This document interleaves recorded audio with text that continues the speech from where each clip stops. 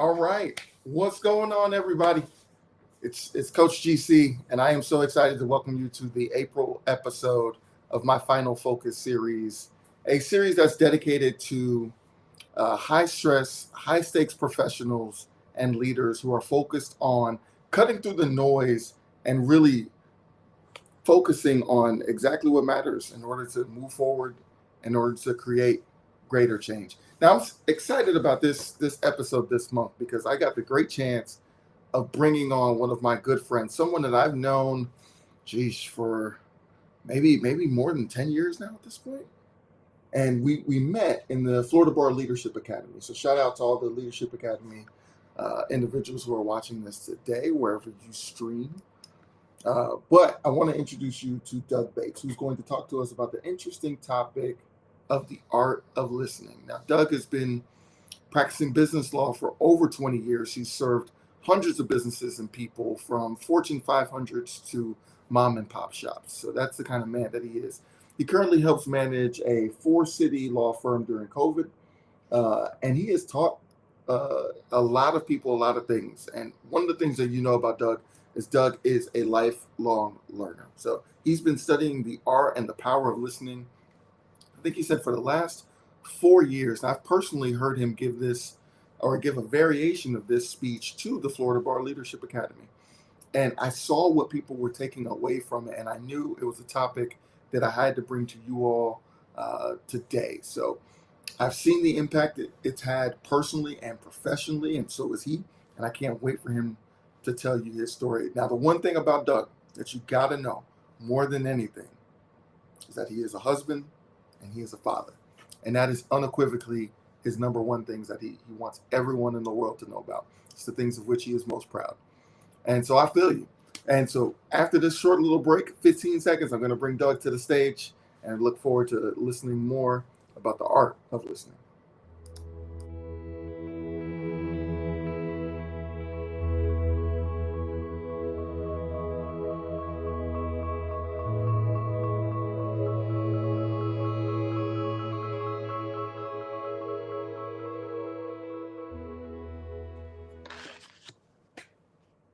DB, what's going on, man?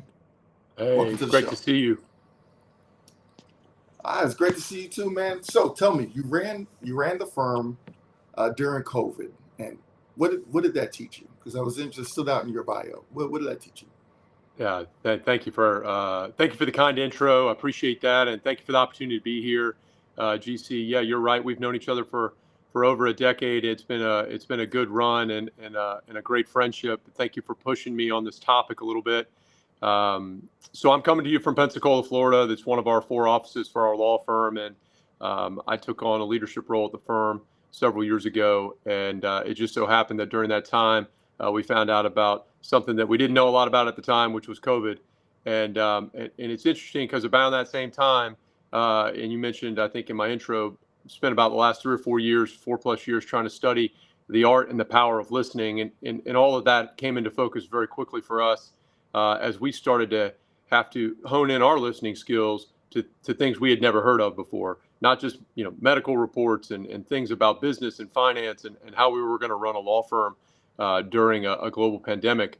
But we had to listen to people, and instead of just being present when somebody was talking, which is sometimes what people confuse for listening. You're just being around when someone's talking. We had to get into the details of what it meant to truly listen and truly give somebody the opportunity to be heard, which is a lawyer for over 20 years. Fundamental piece of our legal system is the opportunity to be heard. And as lawyers or leaders, whoever may be listening to this, if you're a leader of any kind, giving someone the opportunity to be heard is critical. So you can't just be physically present when somebody's talking. You have to give them the opportunity to be heard, and that comes with a lot of different responsibilities as a leader. And so we learned that during COVID, and we learned that if we were listening to people with the intent of trying to understand them, then we would get a better result for not just that individual, but for the firm as a whole. And we were able to manage through it, and it was a tough time, but we're glad we got to the other side. I'm glad to hear that there was a silver lining for obviously what was a terrible time for everybody. But I'm glad that you really took away what I heard, which is a life lesson of, a lot of people think that your day in court is your turn to speak, but Right. you flip that. That's your turn to be heard. I think that's a profound difference. So incredible. I hope the audience takes that one away. All right, man. But I'm going to give you the floor so you can kind of walk us through the art of listening. Everyone, Sure. Doug Bates. I appreciate that. Thank you again for the intro. I'm going to go back to what you asked at the outset, and I'm going to focus on just at the beginning to intro this topic, the opportunity to be heard. That doesn't happen easily. And the reason I say that is that we live in a world that moves so fast that the ability to be patient and to give someone the opportunity to be heard is often overlooked. It's overlooked in our professional lives, overlooked in our personal lives as we move from one thing to the next. I'll start you with a quote by a guy who has sold a whole lot of books and talked to a whole lot of people. And the quote is that most people do not listen with the intent to understand. They listen with the intent to reply. That's a quote from Stephen Covey. You may have heard of his book, 7 Habits of Highly Effective People. But the quote is worth repeating both now and to yourself later, is that most people do not listen with the intent to understand. They listen with the intent to reply. That is, they go into the conversation thinking to themselves, what is it that is important to me and what is it important for me to say, as opposed to, I need to hear what's important to this person and I need to ask them questions and be patient for their answers. And so that's one of the core pieces of the art of listening. The power of listening is, can you be patient for long enough and ask questions that are good questions, great questions even, to elicit more information so that you really know what's going on in a situation. Because if you're a leader, the goal is not to tell everybody all that you know, it's to learn as much as you can about what other people know so that you can make the best decision that you can possibly make with the most information possible. I like to tell people, if I'm talking, I'm not learning. Okay. If I'm talking, I'm not learning. I'm telling you everything that I know. Okay. But I'm not learning. If I'm listening, then I'm learning. And leaders, just like lawyers, leaders have to learn. We're always learning. GC you mentioned at the outset, I'm a lifelong learner. Yes, I believe in that. I believe in lifelong pursuit of new knowledge, whether it comes from books or listening to others or being part of podcasts or streaming or wherever I can get the information. I want to learn so that I can be better at what I do. So to take it back to the art of listening and the opportunity to be heard, how do we ensure that we're giving people that opportunity to be heard? How do we make sure that we are being patient and asking the right questions? We have to be, like you hear in so many different other facets of life, you have to be intentional about that. You have to practice it. It's a skill that if you practice it, you can get better at it. And I believe in that power of listening. I've told some stories over time during this talk that help give you a background or a basis for why I believe in what I believe in. And one of those stories goes back to when I was a young man. I was just a little child, and my parents. This was in the late '70s, early '80s. My parents were new parents, and they really they were new, like any new parent. They were watching and being mindful of this child. But I had, unfortunately, I had a very bad diagnosis that I received. The only reason I received it is because my parents were tuned in enough to what was going on in my life and in my world that they were able to get me to physicians. Now we get to these doctors, right? And these doctors are looking over me and they're saying, they're trying to figure out why this rambunctious 2-year-old child who had been running around all over the house all of a sudden wasn't moving anymore. And instead of, and my parents would tell this story too, instead of those doctors telling my parents every reason why they thought that I wasn't moving anymore, this rambunctious 2-year-old kid that all of a sudden just stopped moving, okay, seated in the middle of the floor, refusing to move in pain.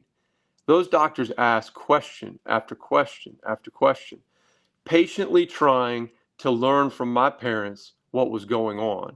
And by asking those questions, instead of just assuming and putting me on some sort of medicine or putting me into surgery, they asked question after question. And ultimately, they settled on a diagnosis that they got the right answer and they prescribed the right medicine. And I sat in the hospital bed for 6 or 7 weeks, really about 6.5 weeks, didn't move in a hospital bed for 6.5 weeks. Every second of the day, question after question from doctors and nurses and everybody. And at the conclusion of all those questions and answers, I walked out of that hospital, literally walked out of that hospital, and been walking ever since. And that is something that if they would have simply presumed what they thought was right, instead of asking all those questions, they may have gotten the wrong idea. They may have gotten the wrong diagnosis. They may have missed that little window of time that they had to save me from a life in a wheelchair. So when I tell you that the art of listening or the power of listening is meaningful to me, it's not just meaningful to me because I read it in a book. It's meaningful to me because it was applied to my life at a young age, at 2 years old, by people who didn't know me. And by the way, I don't know them. I know of them. I don't know their names and I don't visit with them, but they applied that art of listening back in 1980, and they took a 2-year-old kid who could have been in a wheelchair for the rest of his life, and by asking the right questions and being patient with the answers from two young, scared parents and one 2-year-old who was, full of life and energy, just didn't know how to walk because he was so crippled at that moment. Their patience, their questions, their listening put me on a track to be able to be a fully functioning athlete that led me to college, that paid for my college. So the impacts of proper listening skill, intentional listening skill, understanding listening skill, all those impacts, they ripple out into places that you'll never see. Those doctors aren't a part of my life. They didn't know that I played 4 years of college baseball because I could move, right? They didn't know that I've coached hundreds and hundreds and hundreds of children in various forms of athletics, running up and down the athletic field with those children. They didn't know that I got to run around in the soccer field with my children. I have 4 of them. They're all wonderful and perfect. And I get to experience life with them in a way that I would not have gotten to experience had it not been for those doctors. So to say that this topic is personal to me, yeah, it's very personal to me. It's very personal to me. My mother comments on this regularly, and we have discussions every time before I'm going to give a talk on the power of listening. I talk to my mother. She's the best listener I know. And I always ask her, I say, Mom, what's the most important part of listening? I'm giving another talk. And she comes back to the same thing every time. She says, yeah, a lot of people, they'll tell you, it's eye contact. And we hear that all the time, right? Today we're going to go over some of the top 10 qualities of a great listener, and we're going to walk through some of those. But eye contact is the one. She said, no, it's not eye contact. It's understanding. Well, I don't know if she's ever read Stephen Covey's books or not, but her comment, an educator, somebody who's been an educator for over 40 years, her comment is it's the understanding. And what she means by that, as I prod a little deeper, is she wants when she knows somebody's truly listening, she knows that they're looking at her in a way, not just to make eye contact, but to truly understand, to ask questions that indicate that you have heard what the person has said. Don't ask questions that indicate that you've got something that you want to get from them. Ask questions that indicate that you've heard what they had to say and that you want to know more. So when Mom talks about that, it got me thinking. So I'm going to go look at this list of top 10. So you can go online, you can Google and top 10 traits of a great listener, top 10, and you'll find a lot of them. And a lot of times when I do this presentation in a more of a group setting or in person, I'll separate the groups and I'll ask them to give me, their top 3 qualities of a great listener. But in this format, it's probably more appropriate for me to go ahead and give you a few and have you think about them. And of course, maybe GC later will ask some questions or pry a little deeper. But what I'm going to tell you is that as an intro to these, what I'll call the top 3, top 4 qualities, I want you to think about how comfortable you feel with silence. Okay, think about that for just a second. I'm going to give you just a few seconds to think about how comfortable you are with silence, and you're going to hear how dead the air is just for about 4 seconds. All right, that was about 4 seconds. And so for most people in the United States, 4 seconds is about their tolerance for silence. And that in and of itself is a huge detriment to listening. Okay, it's a huge detriment to listening, but you have to become comfortable with silence because it's the ability to calm the conversation down and give it some space so that you can get to the good stuff, because the good stuff usually doesn't come at the beginning of the conversation. So one of the top 10 qualities of a great listener is patience. Okay, I said that just a minute ago. You got to be patient and you got to ask great questions. So those are top two for me. A great listener is both patient and someone who has the ability to ask great questions. If you are not comfortable with a little bit of silence, then you are not going to have the patience necessary to be able to process the information you just heard. Think about that for a second. In a previous talk I gave on this, I didn't anticipate doing it, but we talked about the processing capacity of the human brain. And the human brain can process information at a capacity like a supercomputer. And the supercomputers are getting faster and faster, but our brain processes information very quickly. But it doesn't do a great job of sending that information back out in a coherent fashion unless we take a deep breath. You've heard that before. Take a deep breath. If someone comes at you with a lot of information, it's best to take a deep breath. So those patient listeners that are able to take that deep breath and truly think about what their response is going to be are usually the best listeners. The next one step is, if you're a great listener, you ask a great question. So instead of your immediate response being something that's defensive or something that attempts to answer a question, the next response should be a question. Perfect example would be, I think I heard you say X. Am I sure that I understand exactly what you mean when you said that? And then leave it open. You serve that open-ended question back to the person who's talking, and they get to attempt to clarify what they were saying. So what does that do? If you're patient and you ask great questions, you've now given the person an opportunity to clarify exactly what they meant. Because you know what? You may have had a misunderstanding entirely. If you jump right on it, okay, you may create a conflict without even knowing it. So a great listener who's patient and asks great questions can help resolve conflict, reduce errors. And if you're a leader out there, you know, resolving conflict and reducing errors, that's two of my top. I want to make sure I can do that. Well, you can reduce conflict just by clarifying the understanding that you have from what you heard. But if you're not patient enough to just simply ask, you're going to go down a completely different direction and not even know what you did. Let me give you an example. In the sales business, okay, it's very important to listen. Okay, and we're all in sales. And even lawyers are in sales. You want to go get new clients. Well, once I had a new client come to me, potential new client, and I listened to them for a while. I was younger. I hadn't taken a listening class. I hadn't studied the art of listening.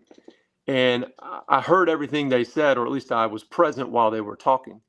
And once they got done telling me what was going on, I said, I've got it, right? I had a light bulb over my head. I've got it. I know exactly what we need to do. And I went on for 3 or 4 minutes telling them exactly what I thought they needed to do, point for point. Boy, it was the best legal strategy. Only problem was, they looked me square back in the eye and they said, hey, yeah, that sounds great. That's what the other lawyer told us to do, and it didn't work. That's what the other lawyer told us to do, and it didn't work. And that's why we came to you. We thought you would have something different. Now, I could have solved that entire problem for myself by simply asking one question. They came to me with a problem, and all I would have had to have asked is, okay, I think I've heard you. Let me make sure I clarify what's going on. What have you tried? Simple question. What have you tried? By asking that question, it is more than likely that they would have said, well, the other lawyer that we had told me bop, bop, bop. Well, I didn't ask that. I jumped into the conversation. I had the intent to reply, not the intent to truly understand. Go back to that Stephen Covey quote. And I replied, and I gave him what I thought was right. And unfortunately, somebody else had already tried that, and I didn't ask for that clarification. So it's a big miss. And it was a simple question. I want to make sure to say, so I've talked about some traits of a great listener, being patient, asking great questions. Let me be sure to say this. Questions, to be great, do not have to be complicated. I'll say it again. Questions, in order to be great questions, do not have to be complicated questions. Who, what, when, where, why, and how. Those are your best friends. If you go into every conversation thinking, I'm going to ask one or two of those simple, open-ended questions, you're going to have a better conversation. Because I'm going to tell you, when people walk out of a conversation with somebody who's patient and asks great questions, they're going to think it was the best conversation they ever had. And think about your own life. Think about you go and you go to a cocktail party, for example, and you meet someone new and they're very engaging. They're not usually very engaging because they told you all about their life and how great they were. They're usually very engaging because they asked you questions, because you had the opportunity to speak to them. And that is a real skill that that person has, that you walk away and you talk for 20 minutes and you walk away and you think, man, oh man, that GC, he's a phenomenal guy. All GC did was listen with the intent to understand. He didn't reply. He just asked you a few questions. You told him a whole big story. He asked you, wow, that's incredible. How did that make you feel? Very simple question. And you got 5 more minutes to tell him how it made you feel. And by doing that, that person walks away, and I'm sure you've done this, walked away from a conversation where you had the opportunity to speak 5, 10, 20 minutes, however long it was. But if you did the majority of the talking with somebody, you walked away, you think, man, that's the most engaging person I met all night. And you're going to remember them. They'll be memorable, all right, because they're a great listener. Great listeners are memorable people. They're memorable because not only did they give you the opportunity to be heard, which is so missed in today's society. We just miss the opportunity to be heard. We want it so bad. People post everything they can possibly post because they want the opportunity to be heard by as many people as possible, because those are very important feelings. Well, if somebody gives you that chance, you're going to remember them. So again, going back to that list we're making, patient, ask great questions. I'll add in seeks clarification. So that's part of asking great questions. Eye contact, physical, body language. I put that all in one package as maybe the number 3. It's body language. Are you physically present in the situation in a way that makes me want to talk to you? Biggest red flag that you probably see, I don't know if you can all see my gesture here, but I'm crossing my arms, right? If somebody crosses their arms, that's a dead giveaway that person, whatever is happening, they're putting up a roadblock to you getting into the conversation with them. They're not ready to listen. So think about that. Think about your posture. Are you standing straight up, or are your arms open, ready to receive whatever that person's saying, or are you closed off? Now, here's the part where we talk about the elephant in the room for everybody, and the body language, eye contact. These days, it's all about the phone. Okay, be very clear. The art of listening, the power of listening, is completely neutralized by the telephone. Okay, and that iPhone or the Android device, whatever device it is that you keep with you, that supercomputer that can tell you just about anything, all right? If you have that open and obvious in a place where somebody else can see it, there is no doubt about it that that's taking away from your ability to listen. If you go into let's say you go to a lunch meeting, and first thing people do is do something with their phone. It's either in their pocket, or maybe they put it on the table, okay? Or maybe they actually even look at it during the conversation, and I'm sure we're all guilty of that. I know I am, because we got a lot of stuff going on and we're very busy. But I'm telling you, the quickest way to neutralize an otherwise great engagement with someone, even if you are a great listener, is to jump on that phone. Find a way. If it's important enough for you to set a meeting, if it's important enough for you to set the time to be at lunch or in a conversation with somebody, it's important enough to put the phone out of sight. If it's out of physical sight, you have removed the barrier. If it's off entirely, you've really removed the barrier, because it's a barrier for your understanding. And again, to go back, I keep harping on the Stephen Covey quote because that guy's really onto something.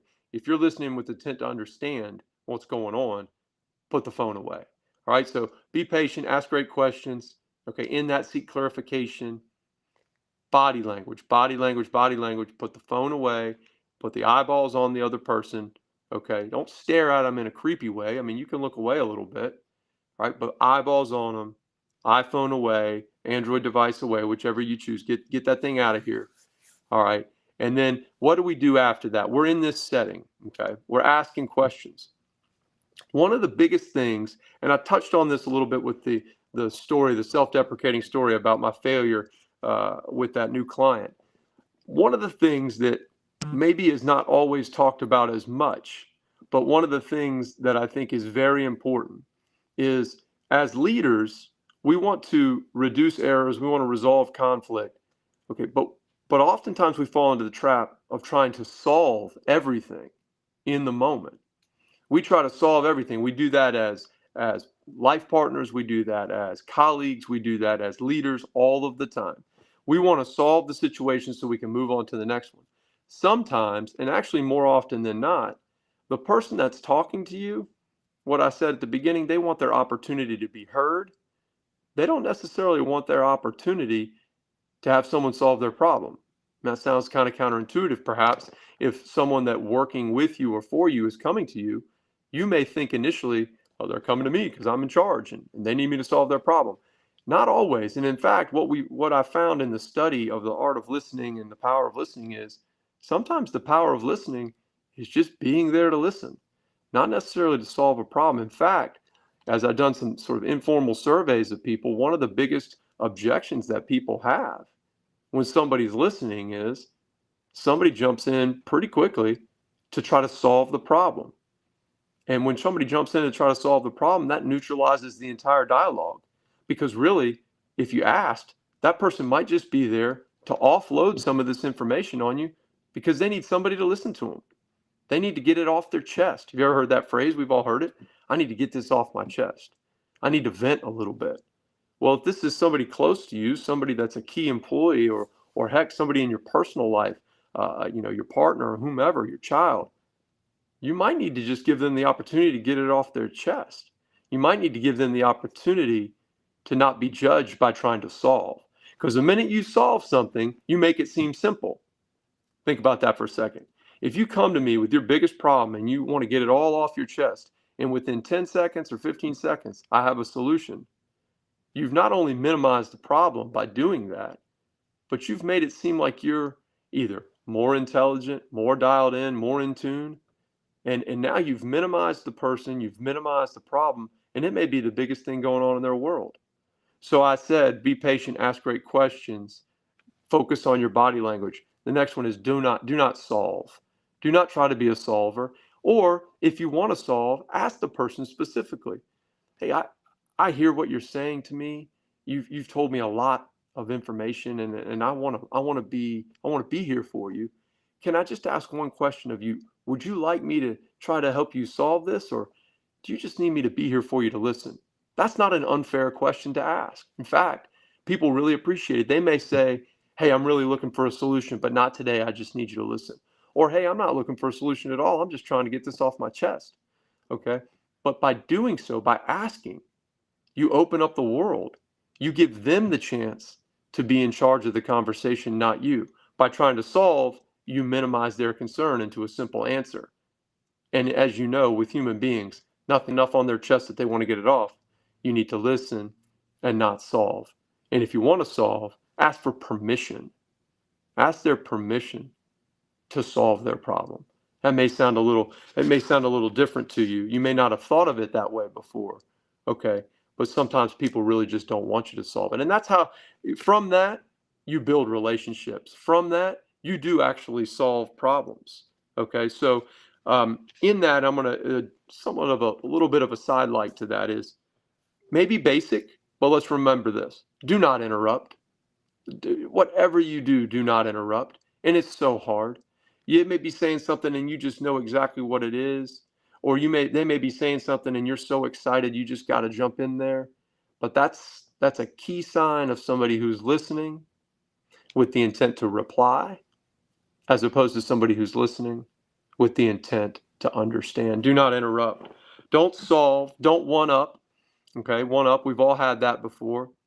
Oh, you went so and so. You got such and such a car. Well, you should hear what kind of car I'm going to get.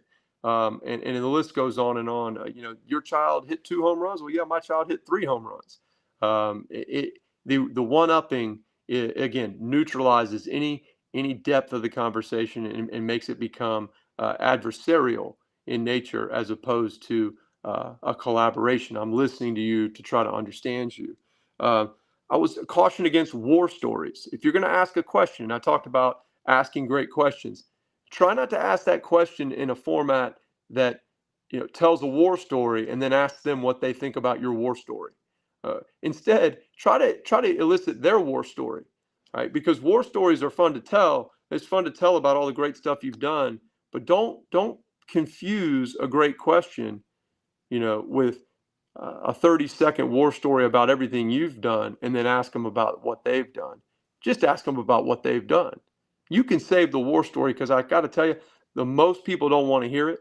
And most people aren't interested, particularly if they're coming to you to tell you what's on their mind.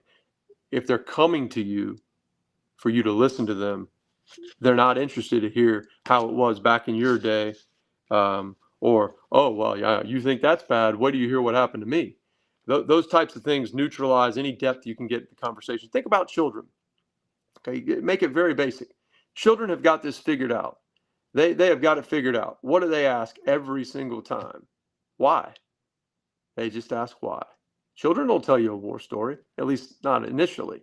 Now, if you get them talking, they will tell you everything that happened, and you will figure out that you better get a snack, because they're ready to talk to you forever. And we should listen to that too. But children have figured it out. They can get more information out of somebody by just simply asking why and being persistent in asking the questions.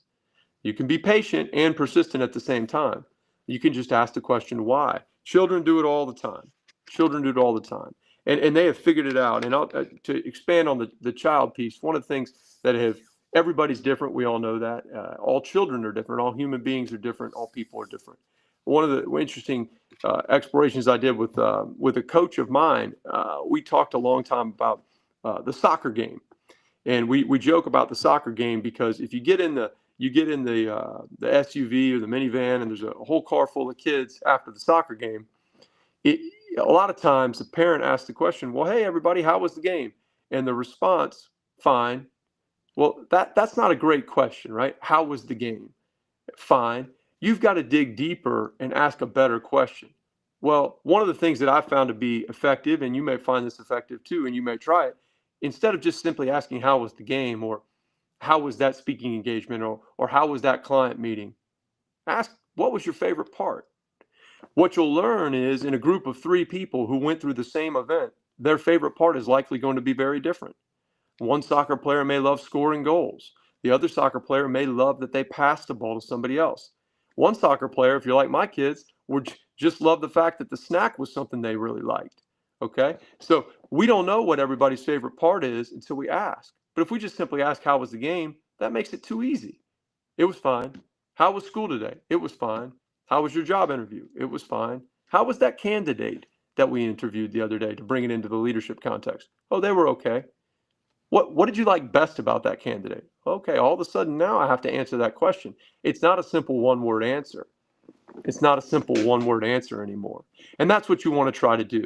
To be patient and ask great questions, you want to ask open-ended questions. And I've given you several contexts for that, whether it's the minivan after the soccer game, or it's in a team meeting where we're trying to figure out how our processes are working. What processes are working the best? So we say, oh, our computer processes are working the best. Why are our computer processes working the best? Well, they're working the best because we paid the most money for them. What is your favorite part about the computer processes? Who, what, when, where, why, and how can continue to dig deeper until you get to the true root of what somebody's ready to tell you. And that's when you're really, really listening. So a lot of times in this conversation, I would ask, to a group setting, I'd say, what do you notice immediately about a great listener? Well, I'll tell you, in business and in the law business, one of the things I can easily point to, some of the best rainmakers, people that bring in the most business, in whether it's in law or make the most sales, they're the best listeners, because those are the people, and I've heard it said before, those are the people who get the most people's kids into college. All right, what do I mean by that? Well, in a sales setting, or in any other setting, somebody's coming to you and you're engaging in a dialogue. Well, you may think you know what's the most important thing on that person's mind at the time, but in reality, you have no idea. Maybe it's what they told you was the most important thing to them, and probably it's not. And what I mean by that is, behind the mask of what that conversation's all about, that person has 15 things going on in the back of their mind. And it may very well be that their kid's college application is pending, all right? Or their friend just got pulled over for a DUI.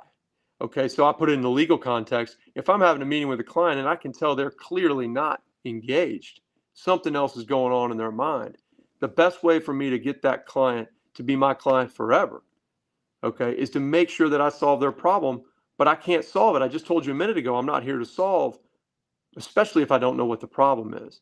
But if you ask the right question and you ask enough questions, oftentimes people will open up to you and really tell you what's going on, but they have to develop that trust. And so that's one of the qualities that I'll close with in my top 5 is great listeners. One of the qualities are people that inspire trust.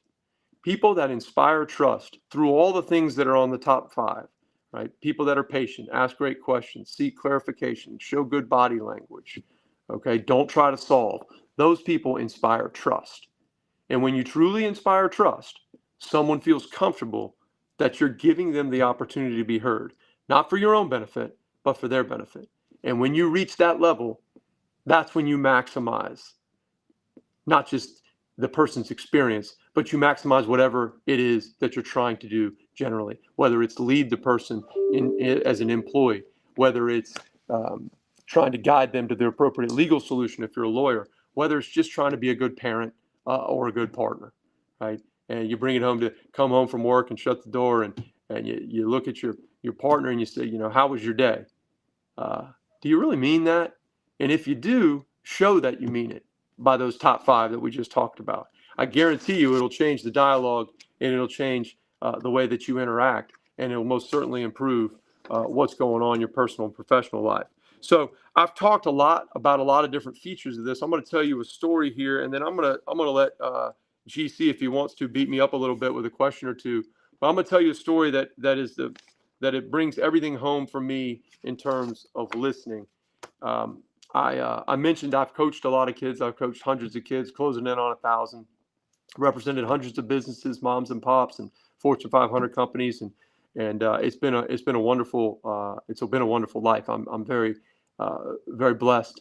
One of the blessings that I have was to get to coach a young team of 7-year-old baseball players several years ago, and I coached them throughout an entire season. We got to the All Stars, and we were gotten to a point where I'd built a relationship with a lot of the kids, not by telling them what was going on, but mostly by being there and listening to everything they had to say.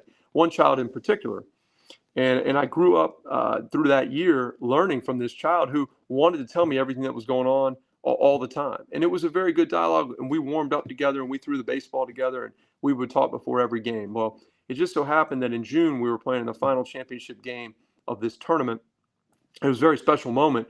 These children had done very well, and we were playing in the championship game. And just like normal, I was warming up with this young man out in the outfield. The rest of the team was warming up too. He liked to throw with me, and I really enjoyed throwing with him. We would chat, and then the rest of the team would run to the dugout. And we had a routine whereby at the end of warming up, he and I would always chat just about the game. He was a very good player, and he just loved to tell me what he thought the game was going to be like.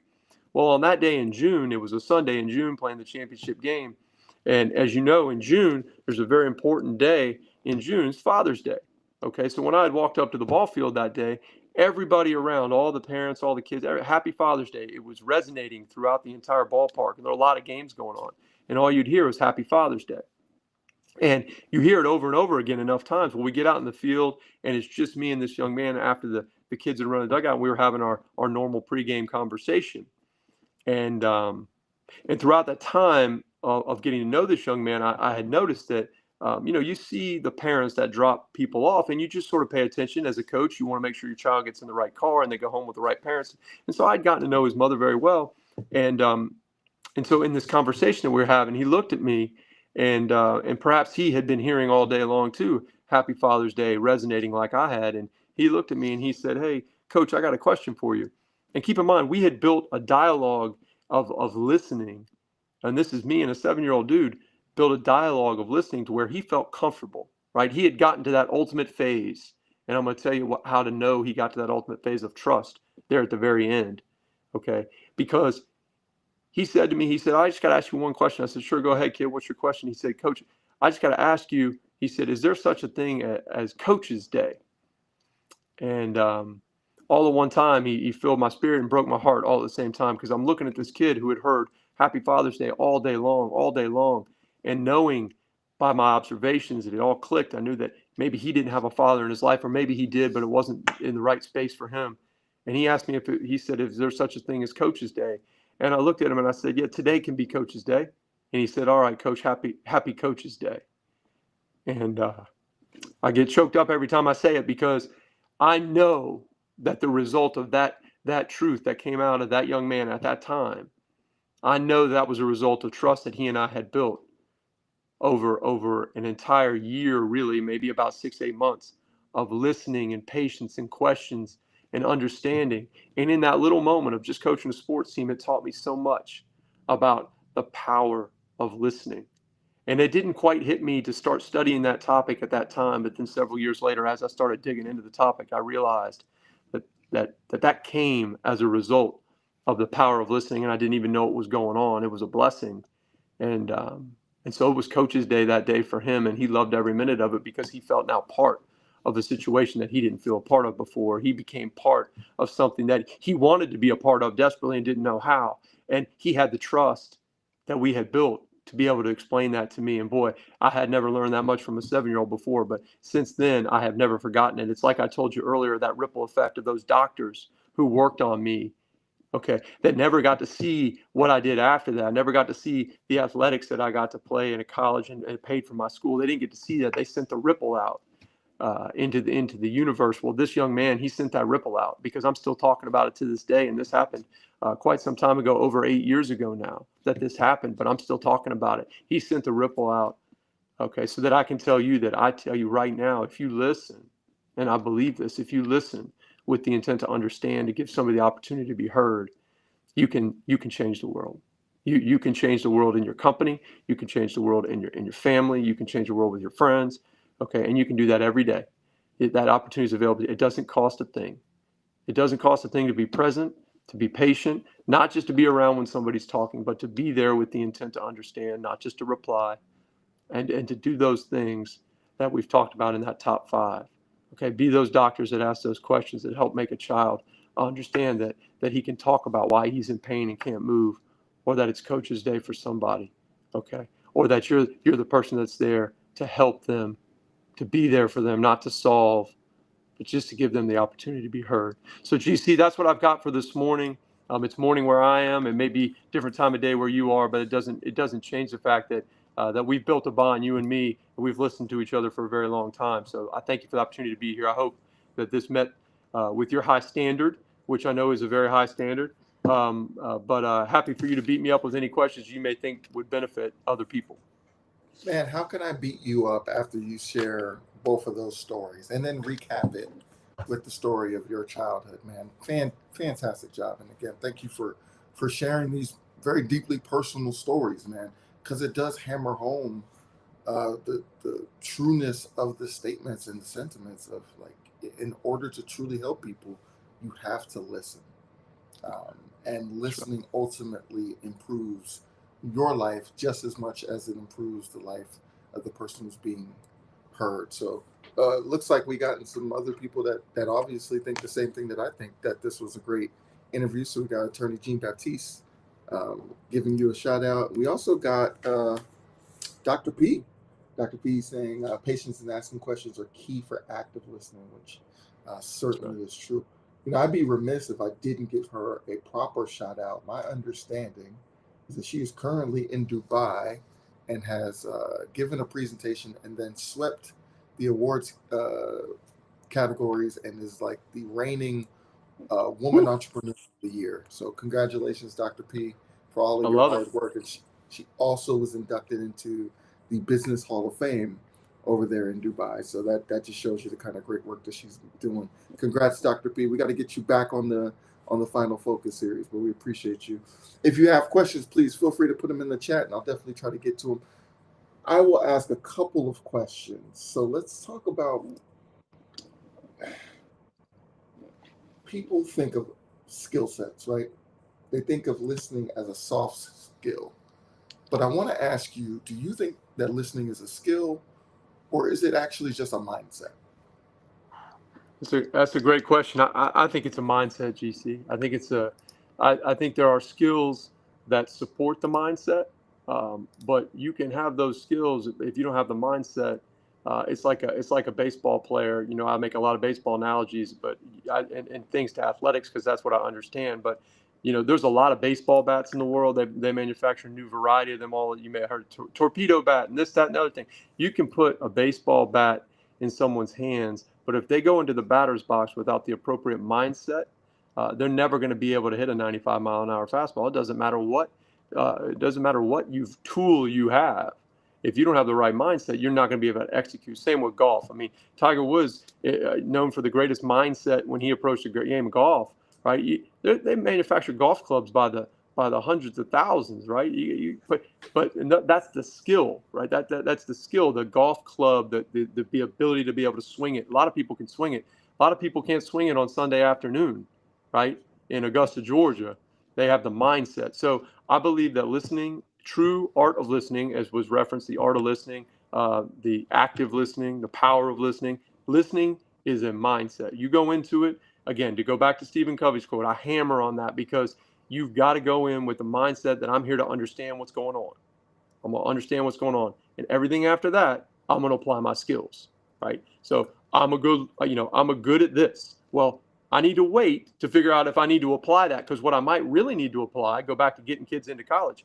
I might be really good at your legal problem that I need to solve, but that's not the big problem for you right now. So if my mindset says, oh, wait a minute, I know somebody at FSU, and I can help your son maybe have an open pathway to try to open up a dialogue there to maybe get into college, you're going to walk away and think I'm the best lawyer you ever met. I didn't even solve a legal problem, right? I just gave you a contact to somebody, but I was listening. So it's a mindset, I think, first and foremost, and then you apply your skill to the facts that you learn through your mindset and listening.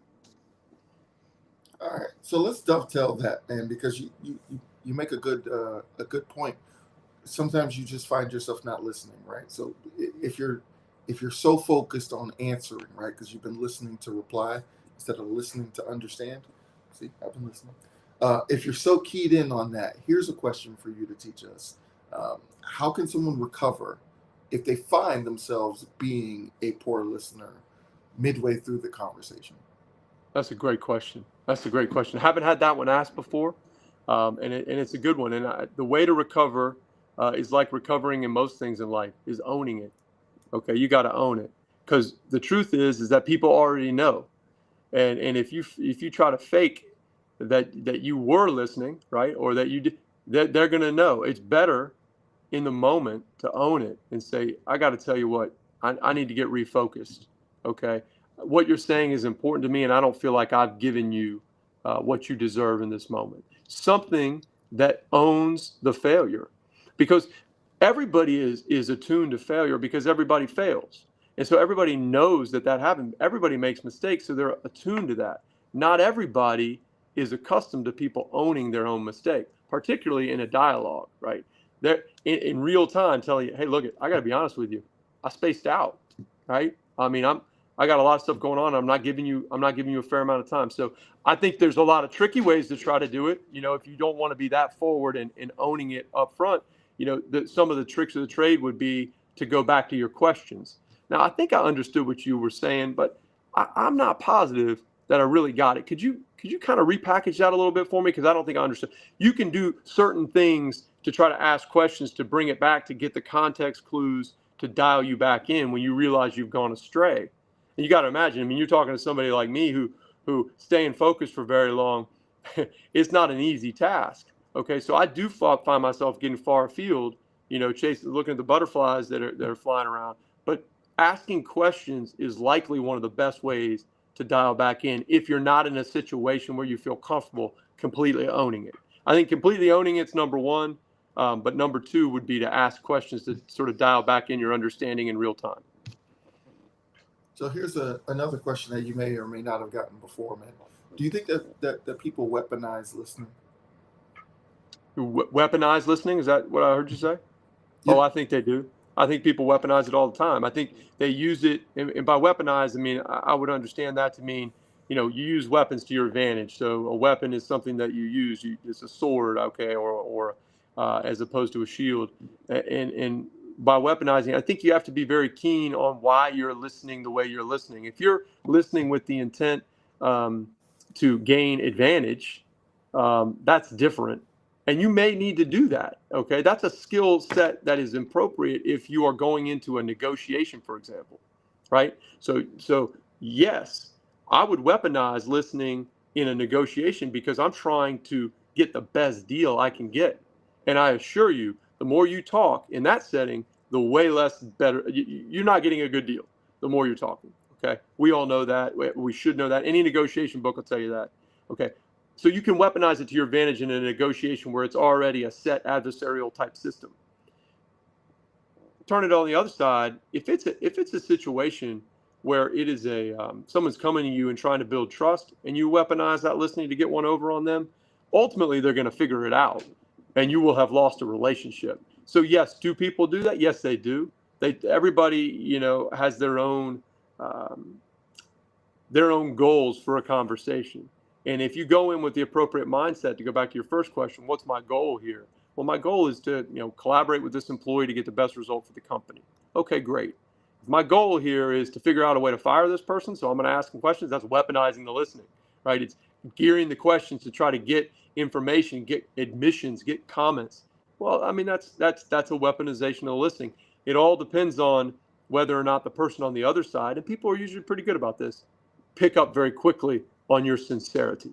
So if you are sincerely listening, we like to think that people can pick up on that. And my guess is at the minute you start weaponizing it, most people are going to close off because your sincerity is not going to be there. Your questions will not be genuine, and people will pick up on that. So yes, I think people weaponize it. Sometimes I think it's valid in a negotiation setting, adversarial setting. No better example on that than a deposition in the legal setting. I mean, we ask questions clearly as weapons to try to draw out information. But I think in the one-on-one collaborative setting, genuine questions receive genuine responses, and weaponized questions usually receive a closed off dialogue that ends pretty quickly. Excellent answer. And the reason I asked you that question is because I think that a lot of lawyers, and as you know, the Greatness Curated audience, the folks that are likely watching us today, they're all high performers, high stakes professionals. And I think becoming a high achieving individual kind of forces you to develop that skill set where you're weaponizing what you listen to, especially if you're an attorney. So the reason I asked you that question is because I don't know how many of us know that that's what we do. I don't know how many of us understand like that is our method of listening and don't know when to turn it on or we know when to turn it on, don't know when to turn it off. That's a great question.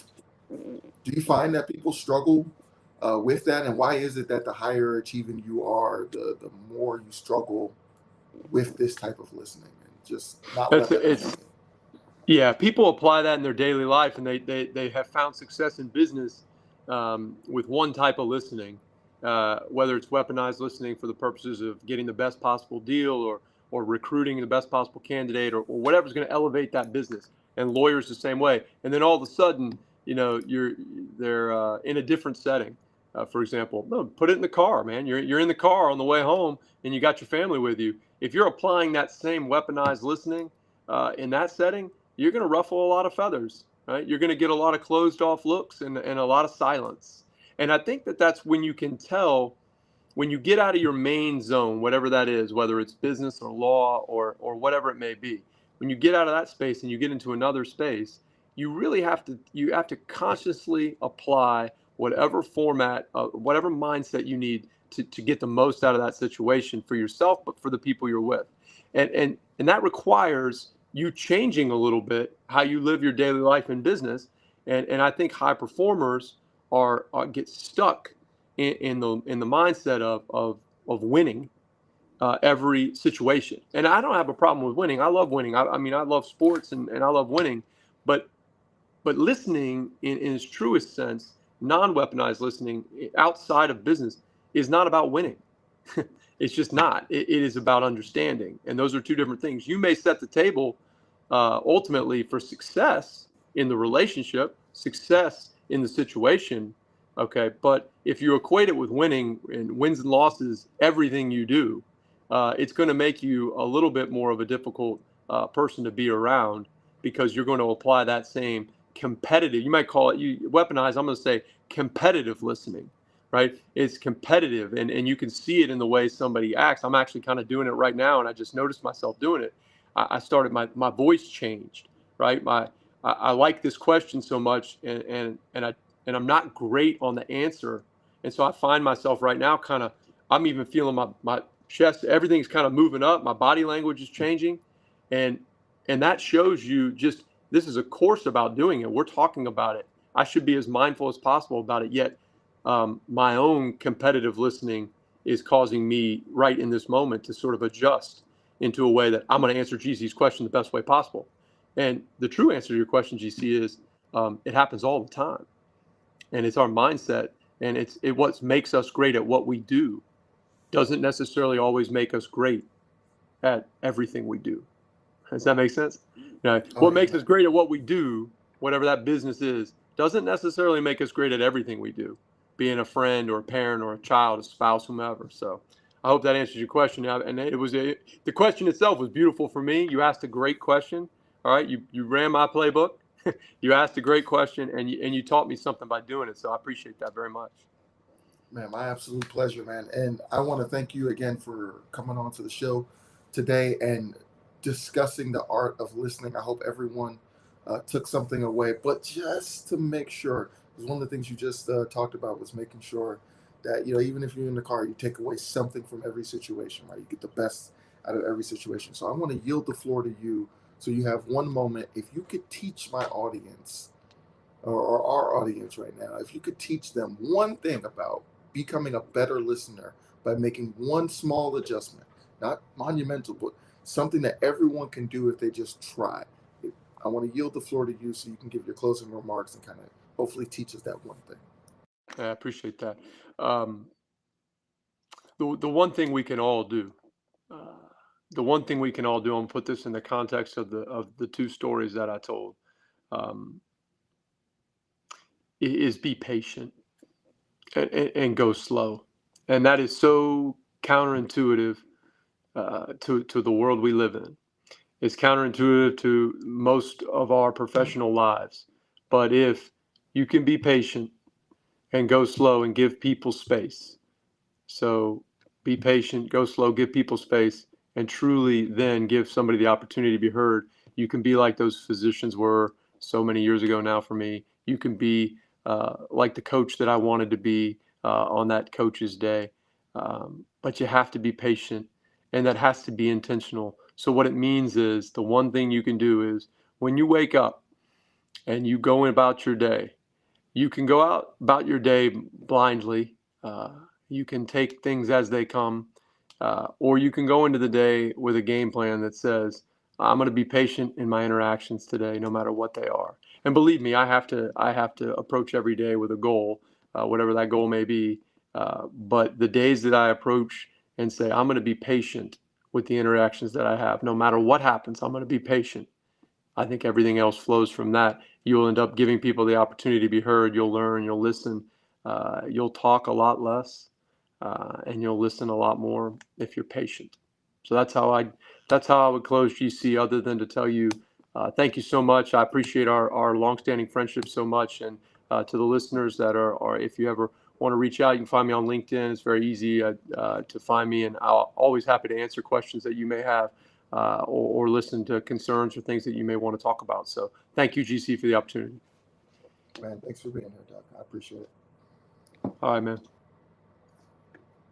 All right, everyone, you got to hear one of the best that discusses the art of listening. And again, thank you, Doug. That's Doug Bates, one of the kind of the preeminent authorities in lawyer listening, which is not something that lawyers are famous for doing without the weaponization. Like he truly brings a humility to listening. I look forward to when he puts out his first book. I hope he does it soon. I hope it comes out in 2025. But just in case, if you do follow him, make sure you encourage him to get a book out because it's an amazing topic. Speaking of amazing topics, business in Bali. Now, there are many of you all in my network that I've discussed this with, but this is the first time that I'm ever putting it out publicly. We're hosting our inaugural retreat, July 2025. You can find all the details if you scan the QR code.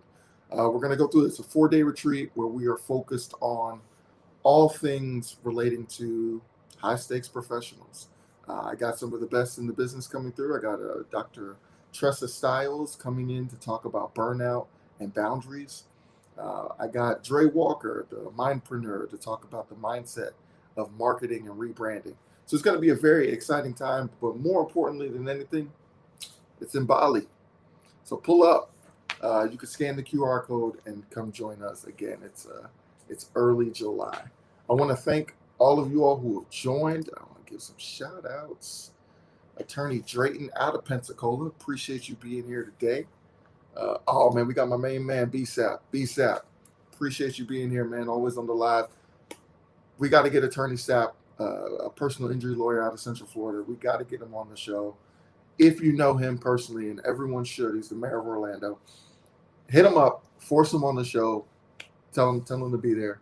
Appreciate you being there. Again, shout out to Dr. P. Congratulations on all your awards, and shout out to everyone who got the chance to listen. And hopefully, you all took something away. And either way, have a great day, fantastic Friday, and we'll see you next time.